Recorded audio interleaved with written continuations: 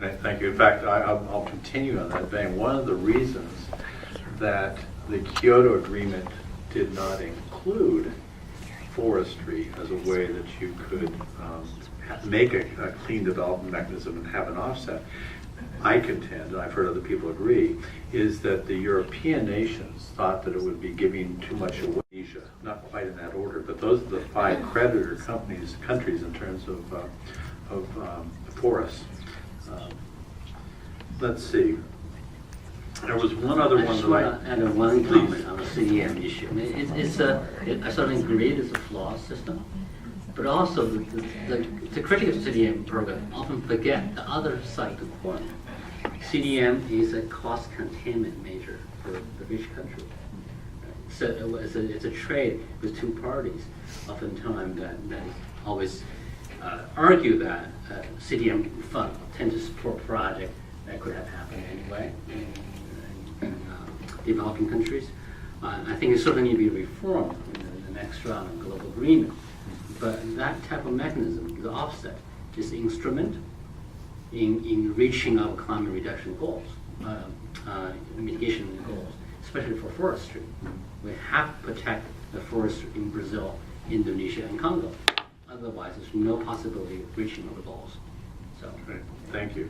I might add, in terms of CDM, the Clean Development Mechanism, many of the projects that actually got funded and are underway have to do with such things as methane capture or preventing leaks in oil pipelines, and therefore, whenever you can verify and show that you have changed behaviors that occurred before, the companies who have done this can get a carbon credit, which they can sell, which then they can use to in fact improve their bottom line.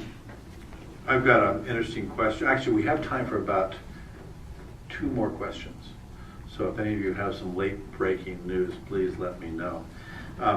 One of our audience members has said, according to an article by in The Guardian in the UK, new policies will include buying up to 50% of carbon reduction from abroad, and if it's true, it means the UK will not cut its greenhouse gases by 80% by 2050, as the government promised.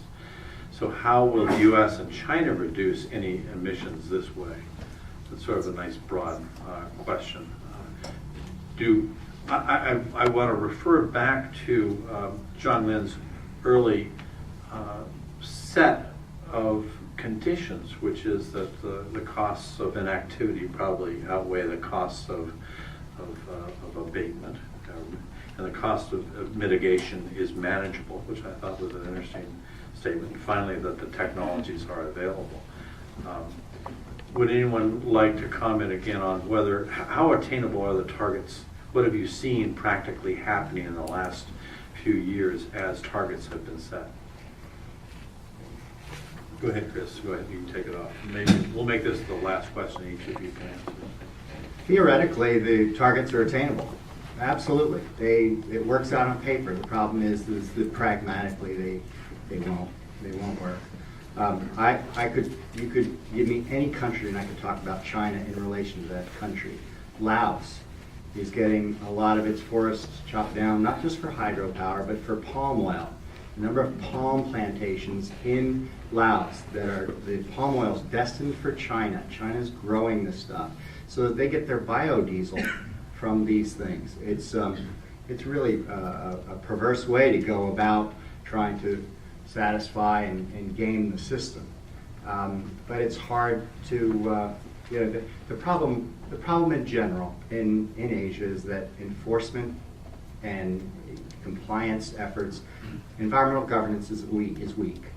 And it's not like it is in the United States generally. And that is a really tough nut to crack. And I'll just leave it there, but that is fundamentally an issue we're working on. Ray, you have some comments? It's not something I generally think about. I'm so wrapped up in my day-to-day activities with respect to climate change. But I think if the technologies are there, it takes a concerted effort really around the globe to move everyone in the right direction. And I'm sure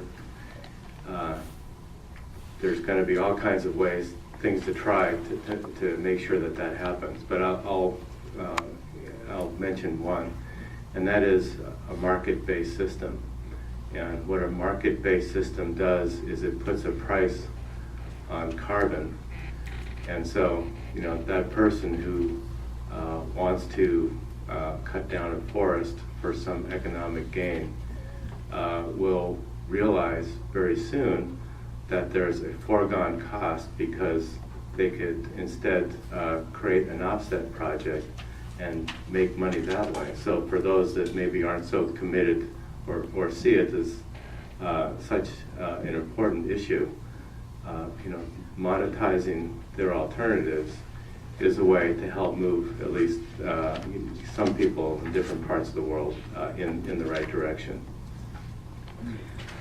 Well, I think we certainly have time to take action to prevent disaster consequences of climate change. We actually know how to do it. Many solutions we know of works have been invented here in California. We should be proud of that. And what it does take is really the concerted effort around the globe for people, for nations to come together to take action now, to take the proven practice we know how to work now. We can't afford to wait much longer. Well, that concludes our program for this evening. I'd like to ask the audience to join me in thanking John Lynn, Ray Williams, and Christopher Plant for their